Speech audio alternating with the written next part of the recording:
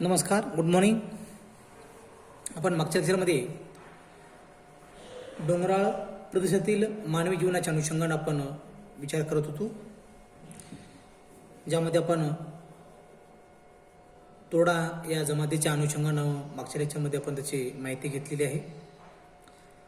आपण या लेक्चरमध्ये आता दुसरी जी जमात आहे भिल्ल लोकांची जीवन पद्धती, आपण याच्या अनुषंगाने आपण या लेक्चरमध्ये आपण थोडं त्यावरती प्रकाश टाकणार आहोत. विद्यार्थी मित्रांनो, भिल्ल ही जी जमात आहे ही भारतातील अन्य जमातीपैकी एक सर्वात मोठी आदिवासी जमात म्हणून ओळखली जाते.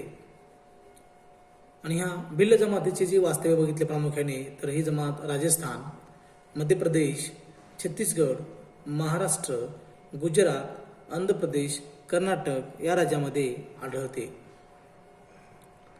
या जमातीचे निवास क्षेत्र हे 20 अंश उत्तर ते 25 अंश उत्तर अक्षांश आणि 73 अंश पूर्व ते 75 अंश पूर्व रेखावर्त दरम्यान आपल्याला आढळून येते.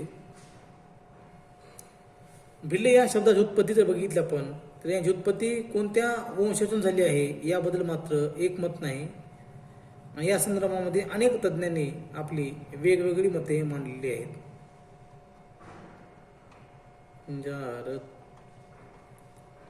ज्यामध्ये प्रोफेसर गुहा यांच्या मते भिल्ल प्रोटो ऑस्ट्रेलाइड प्रजातीशी संबंधित आहेत.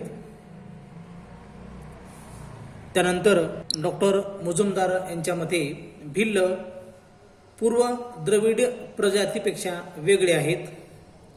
हटनच्या मते कॉकसाइड आणि ऑस्ट्रेलाइड वंशाचे मिश्रण यांचे कारण यांची शारीरिक रचना यांच्याशी मिळती जुळती आहे असं हटन म्हणतात.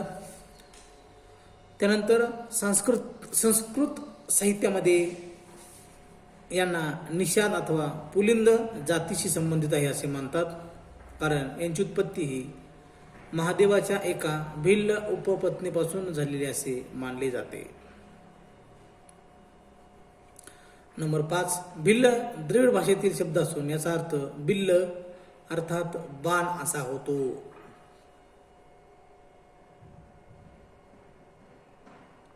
म्हणजे या भिल्लांचा आपल्याला याच्याकडे अर्थ सांगता येईल. त्यानंतर आहे तामिळ भाषेमध्ये भिल्ल शब्दाचा अर्थ बिल्वार असा होतो, ज्याच्या अर्थाने धनुर्धारी असा होत असतो. म्हणजेच सर्वसाधारणपणे भिल्ल या शब्दाचा शाब्दिक अर्थ धनुर्धर, बाण चालवणारा, बॉमॅन और आर्चर असा होतो. अशा प्रकारे वेगवेगळ्या तज्ज्ञांनी मते मांडलेले प्रदर्शन येतात. एकंदरीत प्राचीन काळातील भिल्ल धनुर्विद्येसाठी प्रसिद्ध होते. उदाहरणार्थ एकलव्य हा एक भिल्लच होता. भिल्लांच्या उपजाती आणि भाषा. भिल्लांच्या अनेक उपजाती आपल्याला पाहावयास मिळतात, ज्यामध्ये गुजरातमध्ये पंचमहाल, महाराष्ट्रामध्ये अबोध, चोपडास, दिंडिया, गोंदिसा, डोंगरिया इत्यादी उपजाती महाराष्ट्रामध्ये आढळतात. या प्रदेशातील लोकांची प्रमुख भाषा ही भिल्ली आहे, परंतु त्यांच्या बोली भाषेवर इतर भाषांचा प्रभाव पडलेला दिसून येतो.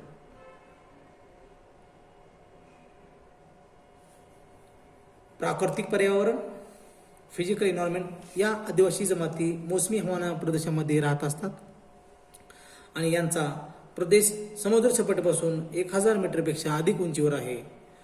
तेथील सरासरी तापमान हे 10 अंश सेल्सिअसपेक्षा 43 अंश सेल्सिअस या दरम्यान असते.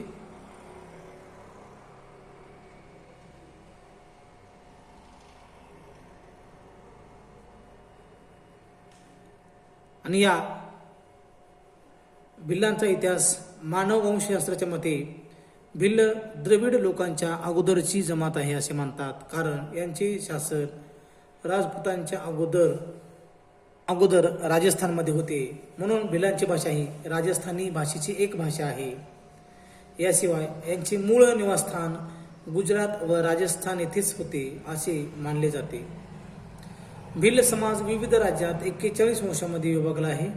भिल्लांचा संपर्क हिंदू आणि मुस्लिम लोकांशी आलेला आहे, कारण त्यांच्या धर्मातील चालीरीती या जातीमध्ये आजही दिसून येतात. देशातील अनेक भागामध्ये हिंदू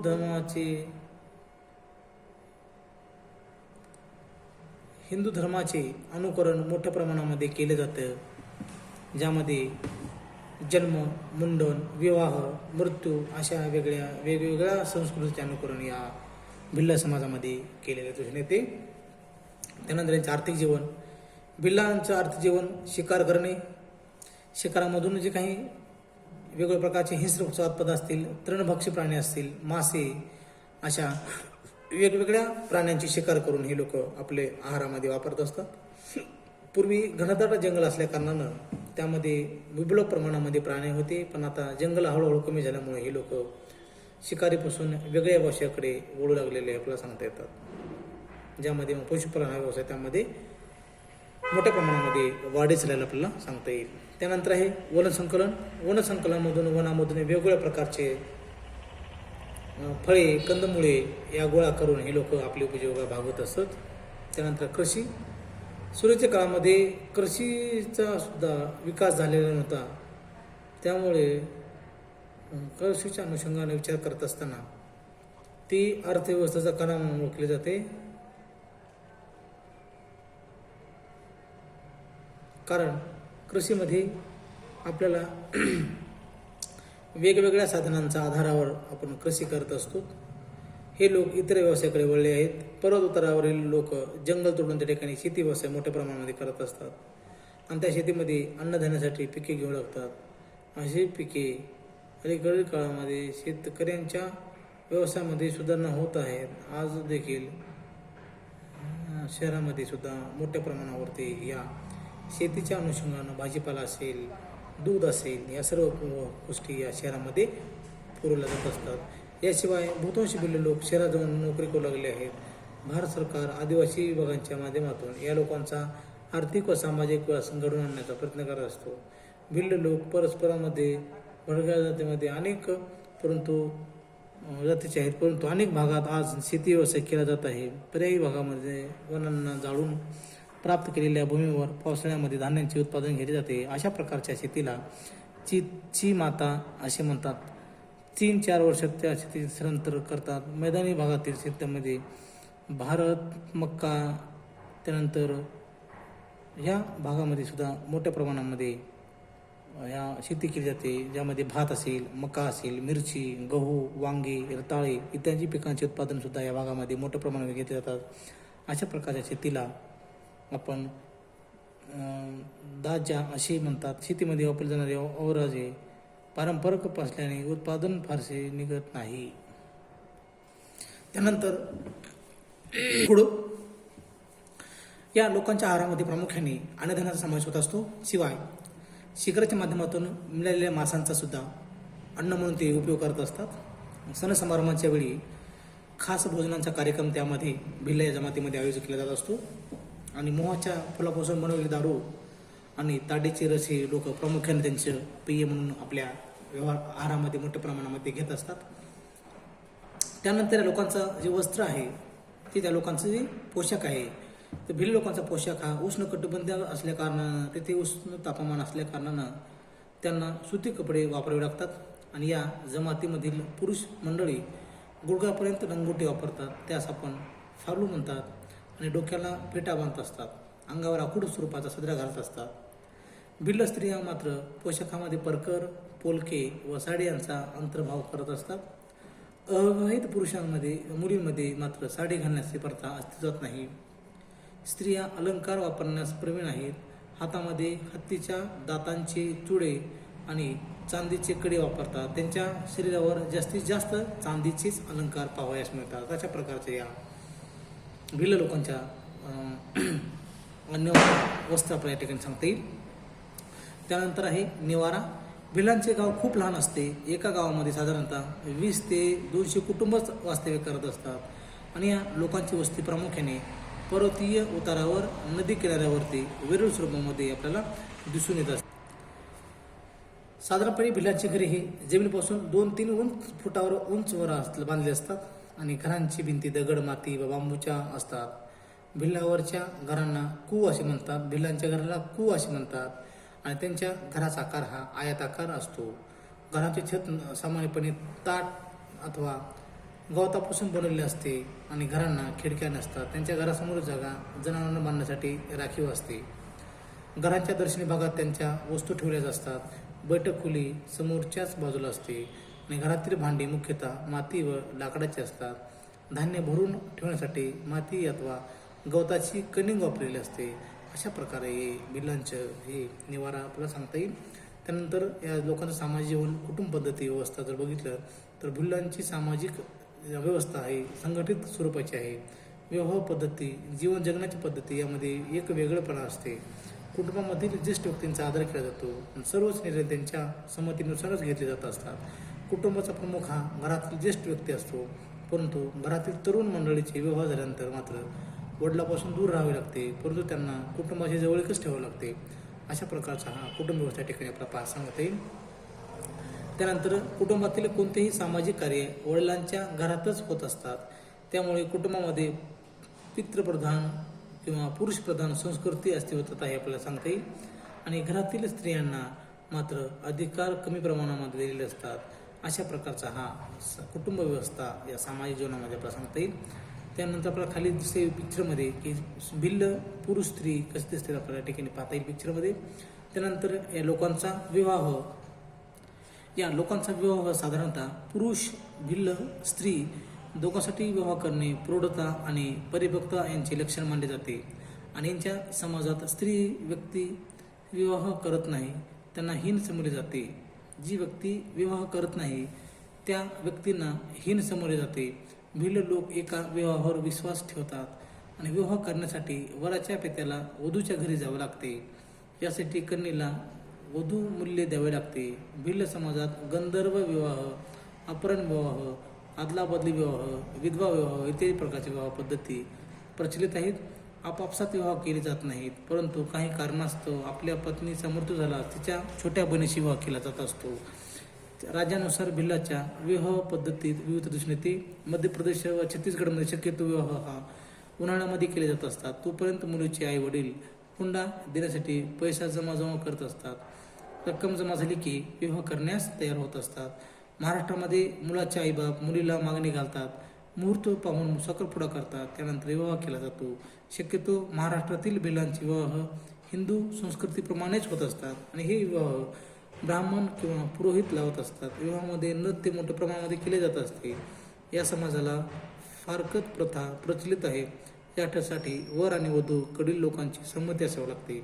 या संमतीनंतरच ग्रामपंचायतीमार्फत फारकत दिली जात असते. अशा प्रकारचा हा भिल्ल लोकांचा विवाह या ठिकाणी संपन्न होत असतो. त्यानंतर धर्म भिल्लांचा धर्म हिंदू धर्माशीच मिळता जुळता असल्या कारणानं भिल्ल महादेव, हनुमान, गणेश, राम इत्यादीची पूजा करतात. पुनर्जन्म, भूतप्रेत, तंत्रमंत्र इत्यादीवर या लोकांचा विश्वास ठेवतात.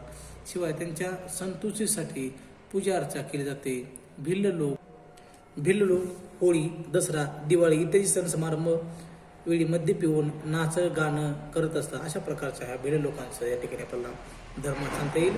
त्यानंतर या लोकांची जी काही व्रत प्रथा आहे किंवा अंत्यविधी आहे ते प्रत्येक राज्यातील भिल्ल लोकांच्या अंत्यसंस्कार विधीमध्ये विविधता दिसून येते. राजस्थानमध्ये भिल्ल प्रेत पालथे ठेवून जातात, तर लहान मुले कुमारिका इत्यादींना मात्र ते पुरतात. गुजरातमध्ये मात्र भिल्ल लोक मरताना जातात. याशिवाय इतर क्रिया हिंदू धर्माप्रमाणेच पार पडतात. अशा प्रकारचा हा भिल्ल हा डोंगराळ प्रदेशातील किंवा पर्वतीय प्रदेशातील मानवी जीवनामध्ये या भिल्ल लोकांचा समावेशामध्ये होता येईल. आणि अशा प्रकारच्या भिल्ल लोकांची सामाजिक आर्थिक या स्थिती याच्याकडे आपल्याला स्पष्ट करता येईल. त्यानंतर नागा लोकांची जीवन पद्धती. नागा जीवन पद्धतीला बघितलं आपण तर भारताच्या उत्तर पूर्व भागातील एक मोठी व राजकीयदृष्ट्या जागरूक अशी एक जमात आहे आणि या जमातीचे सांस्कृतिक केंद्र हे नागालँड राज्य आहे. येथे एकूण लोकसंख्येच्या 19,88,636 म्हणजे 89% लोक वास्तव्य करतात. यानंतर आसाम, अरुणाचल प्रदेश नागांची वस्ती असलेला प्रदेश एकत्रित करून 8 फेब्रुवारी 1961 रोजी नागालँड या राज्याची स्थापना करण्यात आली. नागा शब्दाचा उगम, नागा शब्दाची उत्पत्ती कशी झाली याबाबत एक वाक्यता नाही. काहींच्या मते हा शब्द संस्कृतमधील नाग शब्दापासून निघालेला आहे. तर त्याचा अर्थ पर्वत किंवा पर्वतात राहणारे पर्वतीय किंवा नागा, हिमलन और द नागा असे म्हणतात. याशिवाय अनेक विचारवंतांनी आपले वेगवेगळी मते मांडलेली आहे. टॉलेमीच्या मते नागा शब्दाचा अर्थ नग्न असा होतो, अर्थात कपडे न वापरणाऱ्या व्यक्तीला आपण नागा असं म्हणत असतो. J.H. हटनच्या मते नग्न शब्दावरून नागा शब्द रूढ झाला असावा. त्यानंतर कच्छ भाषेमध्ये नागा शब्दाचा अर्थ हा तरुण लढवय्या व्यक्ती असा होतो. अशा प्रकारचा या नागा शब्दाची उत्पत्ती झालेले आपल्याला सांगता येईल. त्यानंतर आहे प्रदेश. नागा जमातीचा जर प्रदेश बघितला आपण तर या नागा जमातीचे मूळ स्थान नागालँड आहे. नागालँडमध्ये कोहिमा, मोकोचुंग आणि मणिपूर या राज्यांचा समावेश होतो. नागा क्षेत्र 26°12' उत्तर ते 26°45' उत्तर अक्षांश आणि 94°18' पूर्व ते 94°50' पूर्व रेखांशामध्ये जवळपास 20,000 चौरस किलोमीटर क्षेत्रामध्ये या लोकांची वसलेलं आहे. याशिवाय हिमाचल प्रदेश, आसाममध्ये सुद्धा काही प्रमाणामध्ये नागा लोक वास्तव्य करत असतात. या नागाच्या उपजाती पाहू आपण. नागा या आदिवासी जमातीच्या सुद्धा काही उपजाती, अनेक लोकसमूह आहेत आपण दिसून येतात. त्यामध्ये काही उपजाती आहेत आणि ते काही उपजाती आपण प्रामुख्याने अरुणाचल प्रदेश अथवा आसाममधील नागाचे 5 उपजाती आपल्याला सांगता येईल. त्यामध्ये पूर्व भाग तंगखुल आणि केंगू, पश्चिम भाग रेंगमा, सेमा, अंगामी इत्यादी, दक्षिण भाग कच्चा व काबुई, मध्य भाग आओ, लोल्टा, चांग, संगताम इत्यादी आणि उत्तर भागामध्ये रंगपा व कानयका इत्यादीच्या या उपजाती नागाच्या आपल्याला सांगता येईल.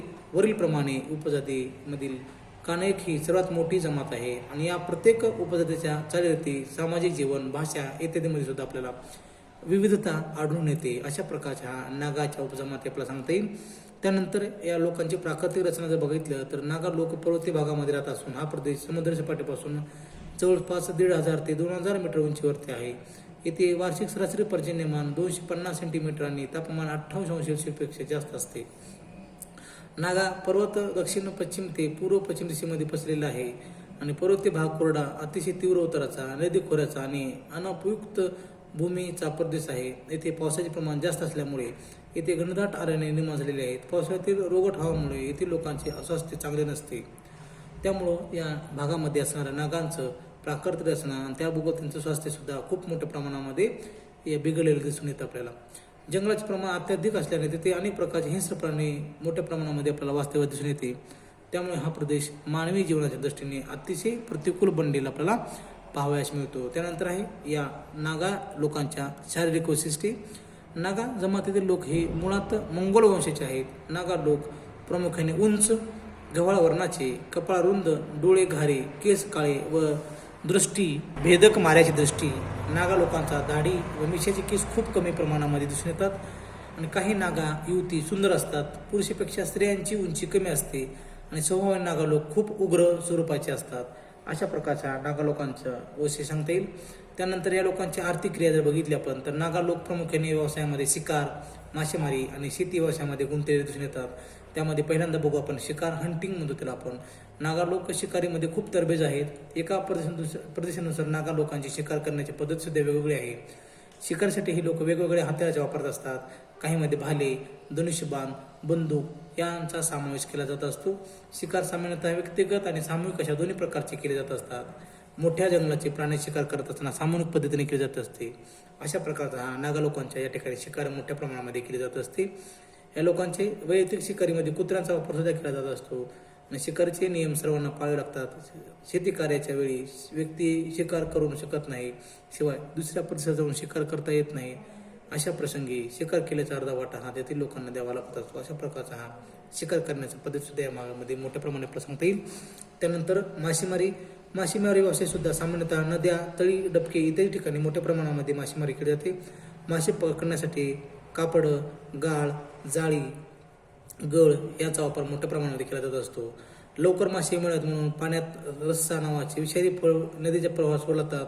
परिणामी मासे विरुद्ध दिशेने जाऊ लागतात, त्यामुळे त्यांना पकडणे सोपे जाते. अशा प्रकारचा हा मासेमारी या ठिकाणी मोठ्या प्रमाणामध्ये केला जाते. व्यवसाय जो आहे तो शेती व्यवसाय सुद्धा डावो जमाती नागा लोकांचा मुख्य व्यवसाय शेती आहे. येथील शेती झुंब पद्धतीने केली जाते, म्हणजेच प्रथमतः उन्हाची तोड केली जाते. झाडे जाळली जातात, जाळून टाकतात. त्यानंतर जाळलेली शिल्लक राहिलेली जमीन राख वर पसरला 2-3 वर्ष जमीन सुपीकता असतेपर्यंत त्या भागामध्ये शेती केली जाते. नंतर तो प्रदेश सोडून ते दुसऱ्या प्रदेशामध्ये स्थलांतर शेती केली जाते. त्या आपण झूम प्रकारची शेती असे म्हणतो. झूम शेती या प्रकारची शेती ही पायऱ्या शेती अशी 2 प्रकारच्या शेती मणिपूर आणि नागा टेकड्यांच्या प्रदेशामध्ये ही लोक उतारावरती उत्तर पश्चिम भागामध्ये स्थलांतर शेती करतात. शेती उत्पादनामध्ये दृष्टिकोनातून नागा स्वावलंबी नाहीत आणि या शेतीमध्ये प्राचीन अवजारांचा वापर केला जातो. त्यामुळे शेतीत फारसे उत्पादन निघत नाही. प्रामुख्याने या शेतीचा भाग ज्वारी, बाजरी, भात, मका, तंबाखू, मिरची, भाजीपाला इत्यादी पिकं मोठ्या प्रमाणामध्ये घेतली जातात. अशा प्रकारचे हे शेती व्यवसाय सुद्धा या नागा जमातीमध्ये केले जात असतात. त्यानंतर कुटीर उद्योग सुद्धा या मोठ्या प्रमाणामध्ये या नागा जमातीमध्ये चालले जातात. मग ह्यामध्ये कुटीर उद्योग जर बघितलं तर उत्तर पूर्व भारतातील नागा लोक आपल्या आवश्यकतेनुसार सुती कापड तयार करत असतात. त्याचबरोबर नागा लोकांचे सूत कातणे, कापड तयार करणे हे प्रमुख कार्य आहे. नागा जमातीचे श्रमविभाजन सुद्धा वेगवेगळ्या प्रकारचे कामं केले जात असतात. त्यामध्ये मग काही लोक फक्त कापसाचे उत्पादन घेतले जातात तर काही लोक फक्त सूत कापण्याचे काम करत असतात. शिवाय नक्षीकाम वस्तू, लोहारकाम, सुतारकाम, मातीकाम इत्यादी प्रकार सुद्धा व्यवसाय या नागामध्ये मोठ्या प्रमाणामध्ये आढळून येतात. शिवाय नागा स्त्रिया अनेक कपड्याचे वस्त्र बनवतात. त्यामध्ये मग बाफू नफी या कपड्याच्या मध्यभागी निळा दोरा असतो तर किनारा लाल रंगाच्या धाग्यापासून बनलेला असतो. लोरू मफी म्हणजे लाल, पांढरे आणि काळ्या रंगाचे धागे असतात. ला इफी यामध्ये लाल आणि काळ्या रंगाचा कापड किनाऱ्यावर लावलेला असतो आणि या वस्त्राचा वापर फक्त स्त्रियाच करत असतात. वोडी सुमफी यामध्ये लाल, पांढऱ्या, निळ्या रंगाचा वेगवेगळ्या पद्धतीने वापर जमातीचं उत्पादन घेतलं जातं. अशा प्रकारचा या लोकांचं आपल्याला एक वस्त्र विणणं सुद्धा काम आपल्याला सांगता येईल. त्यानंतर अन्न या लोकांचा मुख्य अन्न भात आहे. परंतु याचे उत्पादन जास्त प्रमाणात होत नसल्याने हे लोक शिकार, फळे, कंदमुळे याचा सुद्धा मोठ्या प्रमाणामध्ये आपल्या अन्नामध्ये वापर करत असतात. त्याचबरोबर हे लोक शेळ्या, मेंढ्या, साप, मासे, खेकडे, गाय, बैल इत्यादी प्रमाणाचे मास सुद्धा अन्न म्हणून सेवन करत असतात. नागा लोकांचे आवडते पेय तांदळापासून बनवलेले दारू आहे आणि हे काही लोक दारूला अधिक स्वादिष्ट बनवण्यासाठी त्यामध्ये धोत्र्याची पाणी टाकत असतात. अशा प्रकारचे हे लोकांचा अन्न हे सांगता येईल. त्यानंतर वस्त्र पोशाख जर बघितला आपण तर नागा लोकांचा मुख्य व्यवसाय नग्न राहत असल्याने या पुरुष स्त्रिया दोन्हींचा समावेश होत असतो. यातील काही जमाती वेगवेगळ्या प्रकारचे कपडे वापरतात आणि हे कपडे निवडत असताना ही घरातील मुख्य व्यक्तीच्या मनाप्रमाणे असावे लागते. सण समारंभाच्या वेळी चांगले कपडे घालत असतात. अशा प्रकारचे उष्णकटिबंधीय हवामानामुळे हे लोक कमी प्रमाणामध्ये या घरांचे कपडे वापरत असतात. तसेच हे लोक कपडे वापरत असताना त्यांच्या कपड्यावर वाघ, चित्ता इत्यादी प्राणी चित्रे असतात. स्त्रिया विविध प्रकारचे अलंकार वापरतात. शरीरावर गोंधळ घेत असतात. हत्तीदंत, शिंपले, मणी यांच्या माळा वापरत असतात. नागा जमातीची मात्र आधुनिक पद्धतीचा पोशाख वापरतात. अशा प्रकारचे लोक शिक्षित झाल्यामुळं या ठिकाणी आपल्याला पाहावयास मिळतात. त्यानंतर ह्या लोकांचा निवारा जर बघितला तर नागा लोक आपली वस्ती शक्यतो पर्वतातील सपाट भागावरती बनवत असतात आणि संरक्षणाच्या दृष्टीने लोक योग्य ठिकाणीच वस्तीची निवड करतात. साधारणपणे एका गावामध्ये 200 ते 500 250 घरे असतात. गावात येण्या जाण्यासाठी एकच मुख्य रस्ता असतो. निवार तयार करण्यासाठी लोक प्रामुख्याने लाकडाचा वापर केला जातो. घराचे छप्पर बनण्यासाठी ते मजबूत असे घराला 2 दारे असतात. समोरील दार मोठे असते व मागील दार लहान असते. घराचे 3 भाग केलेले असतात ज्यामध्ये जनावर बांधण्यासाठी वेगळे घर, दुसरी खोली स्वतःसाठी आणि तिसरी खोली अन्नधान्यासाठी वापरत असतात. या घरामध्ये गावामधील असणारे प्रमुखांचं घर हे मध्यभागात सर्वात मोठे असते. शिवाय कार्यक्रमाच्या वेळी घरासमोर जागेत नाचत गाण्याचा कार्यक्रम हे मोठ्या प्रमाणामध्ये चालत असतात. अशा प्रकारच्या लोकांचा निवार या ठिकाणी आपल्याला सांगता येईल.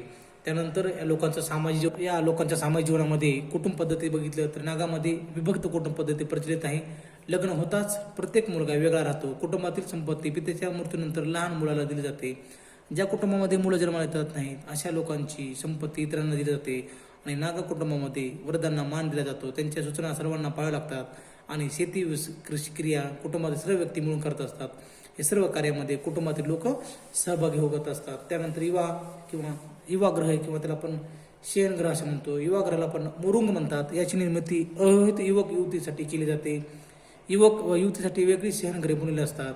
काही जमातीमध्ये युवक युवतींचा एकाच युवागृहामध्ये समावेश केला जात असतो. या युवागृहामध्ये युवकांचा जीवन कार्याची माहिती, सैनिक प्रशिक्षण, संगीत व गायनाचे प्रशिक्षण दिले जाते. आपल्या भावी पिढीसाठी निवड युवागृहातच केली जाते. प्रत्येक युवागृहाचे स्वतंत्र नियम असतात. या नियमाचे पालन करणे बंधनकारक असते. त्यासाठी अधिकारी नेमतात. तो युवक युवतीवर लक्ष ठेवत असतो आणि युवकांचे सदस्यत्व विवाहानंतर संपत प्रकारचा हा विवाह पद्धती या ठिकाणी साजरी केली जाते. नागा जमातीमध्ये विवाह हे वयात आल्यानंतर केले जातात. प्रत्येक युवक युवतींचा आपला जोडीदार निवडण्याचे स्वातंत्र्य आहे. नागा जमातीमध्ये स्त्रियांचे प्रमाण कमी असल्यामुळे अपहरण करून मुलीला पळवणीने विवाह केले जात असतात. विवाह शक्यतो कुटुंबातील सदस्याद्वारे निश्चित होत असतात, परंतु एखादा मुलाला एखादी मुलगी पसंत असेल तर तो आपल्या कुटुंबाला सांगून विवाह करू शकतो. मुलगी मिळण्यासाठी मुलीच्या आईवडिलांना वधू मूल्य द्यावे लागते. लग्न करायच्या वेळी नाचगाण्याचे कार्यक्रम मोठ्या प्रमाणामध्ये चालत असतो. या ठिकाणी नागा लोकांचं या ठिकाणी आपल्याला सांगता येईल. त्यानंतर या लोकांमध्ये धर्म व जादू मोठ्या प्रमाणामध्ये प्रचलित आहे. हे लोक अंधविश्वासावर मोठ्या प्रमाणामध्ये विश्वास ठेवत असतात. या लोकांचा देवदेवतावर मोठ्या प्रमाणात विश्वास आहे.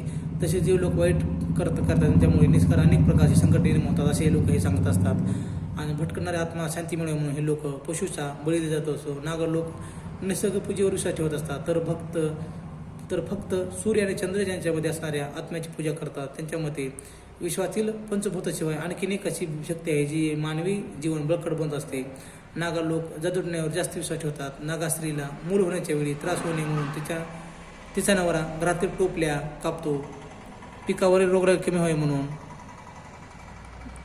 माणसाचे डोके फोडून घरात टांगून ठेवतात. नागांच्या मते माणसाच्या मृत्यूवेळी त्यांची आत्मा मरत नसते, ते ही शिल्लक राहिलेली आत्मा भटक राहते. या भटकणाऱ्या आत्म्याला किंवा मृत्यूला वाईट कार्यवेळ फळ आहे हे असे म्हणतात व आत्म्यांना प्रसन्न करण्यासाठी जडटुण्याचा वापर हे लोक करत असतात. अशा प्रकारच्या नागा लोकांना मोठ्या प्रमाणावरती या धर्म जडटुण्यावरती विश्वास त्यांचा आहे. त्यानंतर नागा लोक 3 देवतांना मानतात. त्यामध्ये स्वर्गांचा स्वामी लुंग किनजिगंबा जो सर्व प्राण्यांचे भाग्य निर्माण करतो. नंतर पृथ्वीचा स्वामी लिझबा याला पृथ्वीचा जन्मदाता म्हणतात. त्यानंतरचा आहे तो मोचुंग ही देवता मृत लोकांची देखभाल करते. अशा प्रकारचे या नागा लोकांचं या ठिकाणी आपला सामाजिक जीवन या ठिकाणी. नागा लोकांचे जर समाज असं बघितले तर नागा लोकांमध्ये प्रजातंत्रात्मक व्यवस्थाने अस्तित्वात आहे. याच्यातल्या प्रत्येक व्यक्ती स्वतंत्र असतो. प्रत्येक गावाचा कारभार स्वतंत्रपणेच चालला जात असतो आणि या गावामध्ये नेमलेले मंडळी प्रत्येक गावातील एक व्यक्ती असतो. ग्रामसभा किंवा ग्राममंडळ एक महत्त्वाचे राजकीय संघटन असते. या जमातीमध्ये अनेक सण समारंभ साजरे केले जात असतात आणि या जमातीतील मोत्सू हा सणाचा महत्त्वाचा सण आहे आणि या सणाच्या वेळी गावातील साफसफाई चांगल्या पद्धतीने केली जाते. त्यानंतर मात्र वेगवेगळ्या प्रकारचे आनंदोत्सव साजरे करतात. भाताच्या कापण्याच्या वेळी पोटपटुगी हा सण साजरा केला जातो. त्यावेळी पशूंच्या स्पर्धा लावल्या जात असतात. अशा प्रकारच्या नागा जमातीमध्ये अंत्यसंस्कार विविध विधीमध्ये सुद्धा भिन्नता दिसून येते. त्यामध्ये काही नागा प्रेतांचे दहन करतात तर काही नागा प्रेतांना जमिनीमध्ये पुरत असतात. अशा प्रकारचा हा नागा जमाती सुद्धा यामध्ये आपल्याला डोंगर किंवा पर्वतीय प्रदेशामध्ये वास्तव्य करणारी जमात म्हणून आपल्याच्या प्रकार सांगता येईल. अशा प्रकारच्या ह्या डोंगराळ प्रदेशाच्या जमाती, टुंड्रा प्रदेशाच्या जमाती, अशा प्रकारच्या जमाती या ठिकाणी आपल्याला सांगता येईल. आणि यानंतर आपला हा चॅप्टर संपलेला आहे आणि याचबरोबर आपला मानवी भूगोलाचा सिलेबस या ठिकाणी संपलेला आहे. धन्यवाद.